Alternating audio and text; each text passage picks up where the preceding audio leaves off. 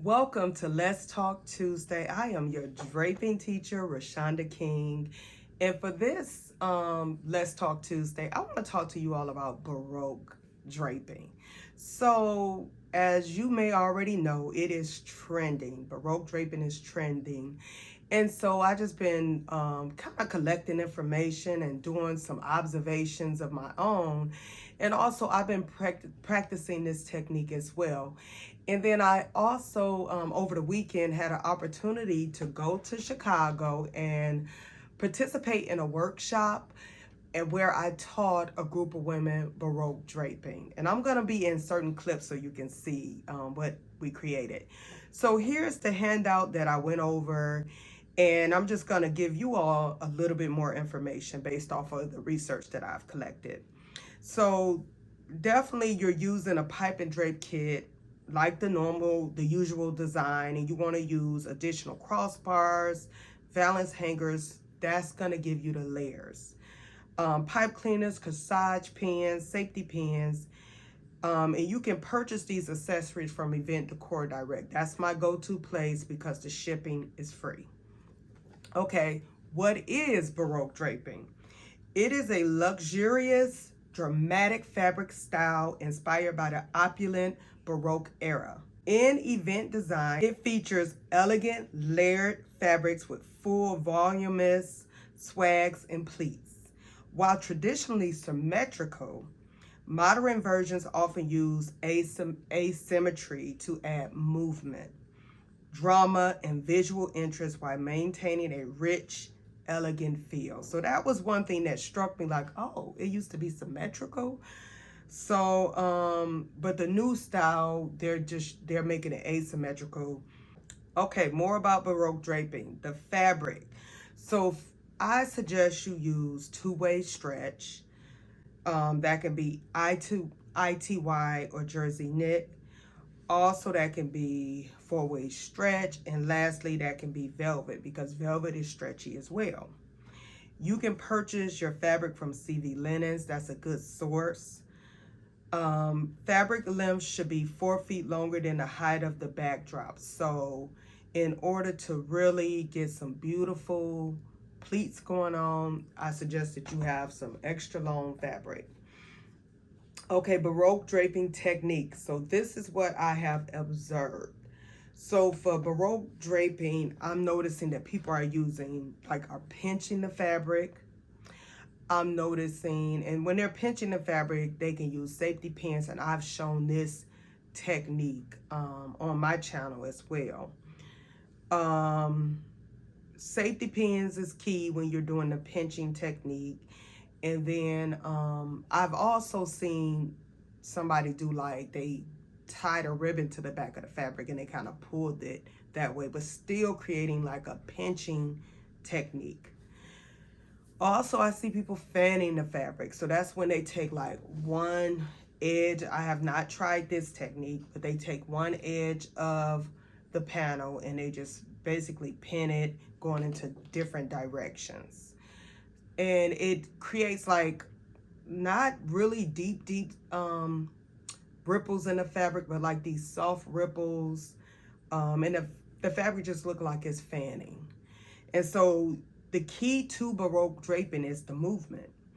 So another technique that I really like that I see people doing is the swagging. So when I'm creating my Baroque draping, I'm creating multiple swags. So I'm pulling the fabric in different directions, still making sure if you were to slice it down the middle that one side is not going to look like the other side. And then another technique that I'm also seeing is that they're wrapping the fabric. They're literally taking the panels and wrapping them to the back of the backdrop. And I plan on doing a video or maybe even a series of what I've observed and what they're doing with this Baroque style of draping. So that's about 4 that I've observed. So pinching, fanning, swagging, and also like a wraparound technique. So I did go into pricing your Baroque draping. So for example, you can do like the number of panels times $5. I'm able to rent panels for $5. Panels that I don't have in my inventory, I do rent them. And the lady, she charges like $5 for like 4-way stretch, 2-way stretch fabric. Hardware, you can do something like you could charge like $75 to $100 per section.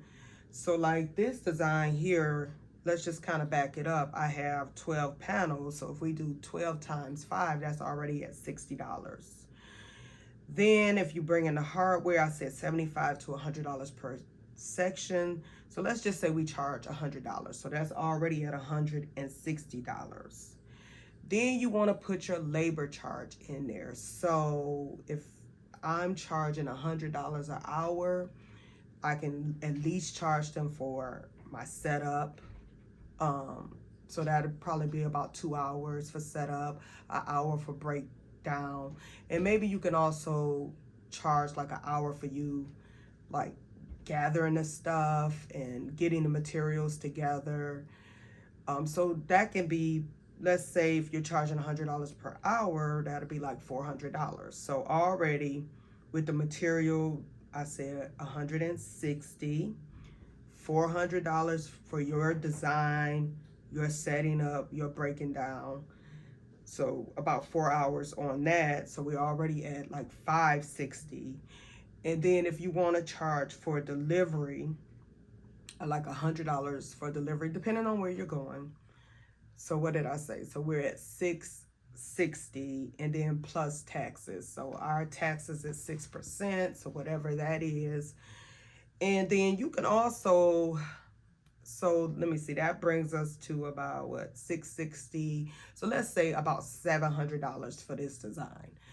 But it would depend on what you want to charge hourly. It will also depend on what you want to charge for your delivery fee.